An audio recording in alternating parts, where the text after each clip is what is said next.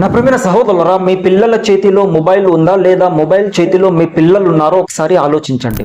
ఒక సమయం ఎలా ఉండేది అంటే ఆ సమయంలో పెద్దవాళ్ళు కథలు చెప్తూ ఆటాడిపిస్తూ అన్నం తినిపించేవారు, పడుకోబెట్టేవారు. కానీ ప్రస్తుత సమాజంలో పిల్లలు కొద్దిగా ఏడ్చిన వెంటనే చేతిలో మొబైల్ పెడుతున్నారు.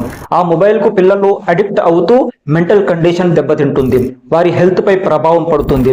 దీని ద్వారా మీ మాట కూడా వారు వినడం లేదు, అన్నం సరిగ్గా తినడం లేదు, పడుకోవడం లేదు. దీనికి కారణం ఎవరు అంటే తల్లిదండ్రులే సహోదరులు. తల్లిదండ్రులు పిల్లలకు సమయం కేటాయించాలి. పిల్లల కొరకు కొద్దిగా సమయం కేటాయించి వారికి కథలు చెప్తూ ఉండాలి, వలీయుల్లా యొక్క కథలు చెప్తూ ఉండాలి, మరియు అదే విధంగా ఖురాన్ నేర్పిస్తూ ఉండాలి, లేదంటే కలిమాలు నేర్పిస్తూ ఉండాలి, హదీస్ మాటలు చెప్తూ ఉండాలి. ఇవన్నీ ఉన్నాయి. దీని ద్వారా ఏమవుతుంది అంటే ఆ సమయం ఇందులోనే గడిచిపోతుంది, వారికి తెలియదు. దీని ద్వారా ఏమవుతుందంటే మొబైల్ కు మెల్లమెల్లగా దూరం అవ్వడం జరుగుతుంది. సహోదరులారా, నేను చెప్పింది కరెక్టా కాదా కింద కామెంట్ చేయండి.